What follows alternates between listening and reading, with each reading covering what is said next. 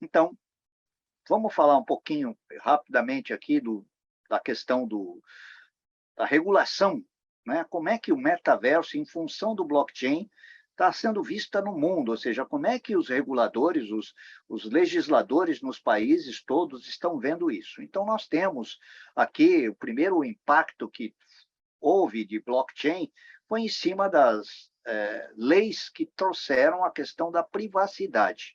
Veja só que tanto a lei europeia, GDPR, quanto a nossa LGPD brasileira, quanto a todas as outras leis de privacidade de dados no mundo, elas têm uma característica extremamente simples. Quais são as características? Ora, você, titular de dados, dono, né, eu como titular, como ser humano, dono dos meus dados pessoais, tenho o direito de que, se meus dados estiverem armazenados digitalmente errados, se tiverem falha, né, eu tenho direito de corrigir meus dados. Ora, eu tenho direito de dizer, olha, eu era isso até tal data e sou aquilo depois de tal data. Né? Eu fui bandido até tal data, e depois eu me reabilitei, cumpri minha pena, agora não sou mais bandido. Tira esse negócio aí que eu fui presidiário da minha ficha aí. É, exemplo, né? Para que vocês entendam que, quando eu registro um dado numa cadeia de blockchain, ele se torna imutável. Então, para determinadas aplicações, como aquelas que tratam dados pessoais, blockchain não pode ser aplicado de maneira convencional. Blockchain tem suas restrições por causa disso. Os dados não permite que eu corrija, que eu altere, que eu elimine o dado. Ele fica lá de forma, uma transação que garante que um blockchain é seguro, é que os registros ficam lá permanentemente gravados, para qualquer um poder ver. Então, esse tipo de coisa, ela não é na aplicação, não é muito adequada para as leis de privacidade no mundo todo. Já existem contornos para isso, mas eu diria assim que, de qualquer maneira, esses contornos eu já expliquei, aquela questão dos avatares, onde eu tenho que ter uma parte fixa, que é o ID do avatar, e depois as bases de dados, que são flexíveis, móveis, criptografadas também, mas com uma criptografia que me permite abrir o arquivo e alterá-lo. No blockchain, depois de registrado e validado, não se altera mais, que é o ID único de avatar, por exemplo, que é o ID único de pessoas, nós estamos falando de dado pessoal. Mas dados pessoais, na concepção das leis de proteção de dados, o blockchain não leva, né, muita chance de ser aplicado, por enquanto. Não sabemos o que vem de mudança tecnológica que permita que isso seja feito. Tá?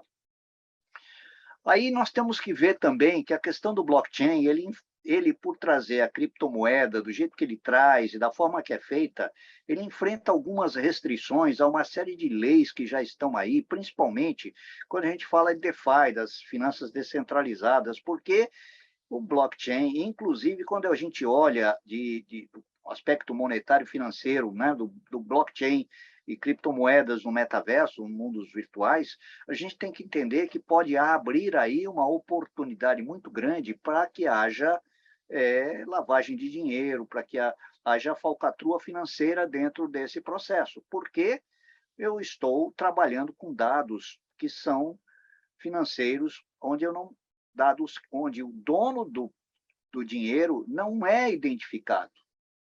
Então, esse é um ponto crítico, principalmente para as leis que trabalham, que olham para a blockchain, as leis anti-lavagem de dinheiro, prevenção de lavagem de dinheiro, as leis de identificação do consumidor, as leis de due diligência do consumidor, todas essas regras e leis que estão aí no mercado, elas não batem com isso, porque o blockchain, ele permite que você consiga criar uma criptomoeda, ele permite que você consiga fazer com que essa criptomoeda tenha total autonomia, independente de bancos, independente de governo, e que as pessoas não sejam identificadas.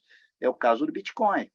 Mas a sociedade tem que se adaptar com isso e tem que serem criados, do ponto de vista tecnológico, novos sistemas de controle que já estão em desenvolvimento, principalmente baseado nas plataformas, que vão ter que assumir um pouco a responsabilidade desses processos, principalmente quando se trata de questões monetárias, tá? Então, esse é um negócio muito sério, e nós estamos falando de sistemas de anti-lavagem de dinheiro e os sistemas de identificação, né, do consumidor, que são extremamente importantes para a questão do comércio e questão de sustentação financeira no mundo todo.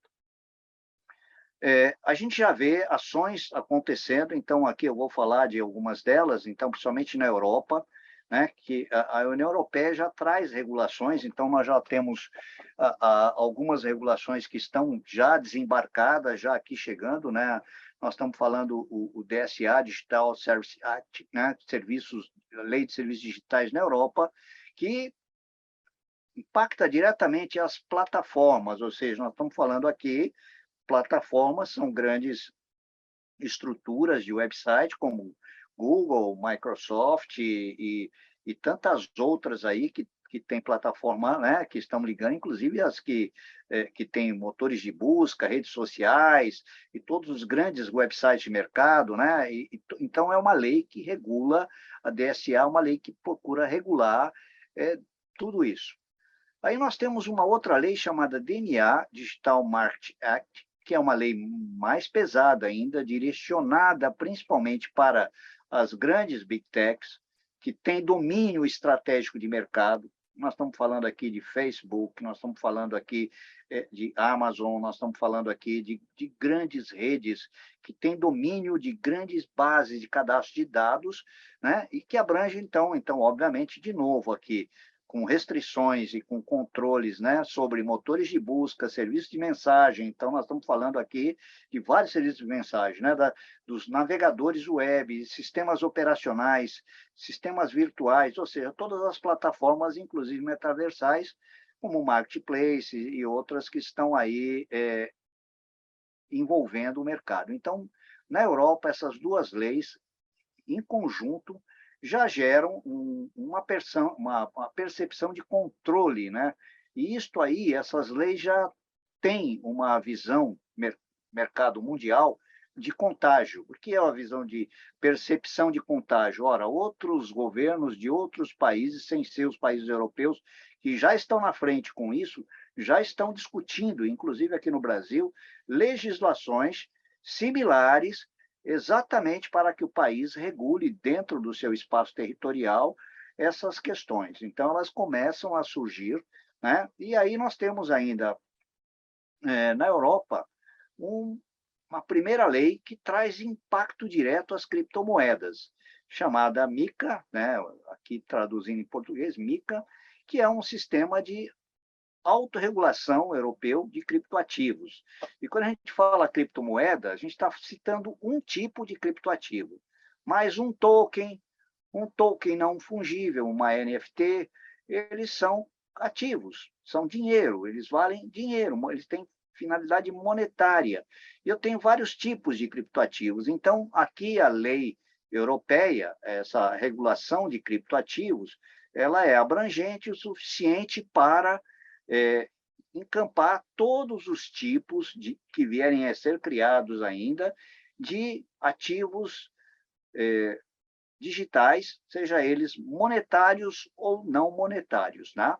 Mas ele está hoje mais focado com as finanças digitais. Então, vale a pena entender isto aqui, que eu posso ter, inclusive, a questão de hoje, das moedas baseadas, lastreadas em, por exemplo, eu posso criar uma moeda lastreada em dólar, uma moeda lastreada em real, eu posso criar uma moeda lastreada em euro, e essa criptomoeda eu vou trabalhar com o meu nome. A minha empresa pode ter sua criptomoeda. Ela é um criptoativo. É proibido fazer isso? Não. A lei aqui não vai proibir. A lei vai permitir que as empresas criem seus processos monetários. Apenas a lei vai estabelecer regras, vai estabelecer a questão de direitos, né, do consumidor em relação a isso. Por exemplo, aqui no Brasil, nós temos times de futebol que criou o seu token de camisa de futebol. Hoje, o torcedor compra um token monetário, compra uma camisa e recebe um código hash, sendo ele dono daquele código hash que diz que é dele aquela camisa lá do time. Ele contribuiu para o time comprando uma camisa virtual, que, na verdade, é um código hash que ele recebe. Então, ora, se este meio monetário já está acontecendo até aqui no Brasil, em vários times de futebol brasileiro, ele precisa ser regulado, ele precisa ter regras de governo, ele precisa ser estabelecido. É válido? É perfeito, a tecnologia está aí para ser utilizada, mas precisamos ter regras. Então, é nesse ponto que a coisa pega. Bom, É, encerrando, espero que diga, essas regras também considerem esse mundo descentralizado, né? não, Democrático. não tem jeito. Se eu utilizar a blockchain para ele ser como base, é, ele tem que ser descentralizado. Né? O descentralizado significa que eu preciso ter a própria sociedade validando. Aí nós tivemos aí recentemente uma proposta maluca, falar assim, vamos criar uma blockchain para que eu vou precisar ter urna eletrônica e ir num lugar para votar, se eu posso votar de casa pela internet. Cria uma blockchain, eu me identifico e voto. E o meu voto é secreto, porque pode dizer que o João votou. O João votou, sim, mas em quem ele votou é um código hash que só a apuração vai concluir. Só um processo automático vai apruir. Não vai ligar o voto hash, né, o código hash, ao João, mas ligou, o João produziu um hash que jogou na rede. E está feito. Então, blockchain pode valer para muita coisa. Não tem aplicações inúmeras? Diga, Thelma, Eu tenho uma pergunta. por É, favor. a gente está com cada vez mais N pessoas para validar, né, essa estrutura. Só as 6 primeiras ganham. As outras que validaram consumiram os recursos computacionais e não ganham. Como é escolhido as 6 primeiras? Como é que foi escolhido? São as 6 primeiras que chegaram na blockchain e puseram o hash batendo. Se você manda, você fala, concluiu validação e mandou o hash, bateu, você está. Aí você vê, o sistema já sabe que quando um hash ele foi concluído, ele já avisa para a rede, hash tal, a estrutura de bloco tal concluída. Aí você estava naquela lá, porque aquela já fizeram. Vai para a próxima. Né? A próxima, se você conseguir fazer primeiro, porque tem uma questão um pouquinho de sorte. O teu algoritmo ele é aleatório, então ele pode conseguir bater o teu hash antes do outro. Uma super máquina, o teu pode conseguir, por sorte, bater na frente. Então, o teu hash você vai validar. Bateu, mandou. Mandou, aí você vê o número que você entrou. Se você entrou até a 6ª posição, você foi remunerado. Se não entrou, sinto muito, vai para o próximo bloco, vai validar o próximo bloco. Mas isso você só, quem fica sabendo é a tua aplicação, porque, via de regra, o que as pessoas fazem? Quem faz validação disso em casa, ou quem contrata um data center para fazer, o cara executa o programa, depois, no final do dia, vai ver quanto deu. Não vai ficar lá acompanhando transação por transação. Não faz sentido você ver o programa trabalhar. Né? Então, é tudo automático esse processo para poder chegar no resultado.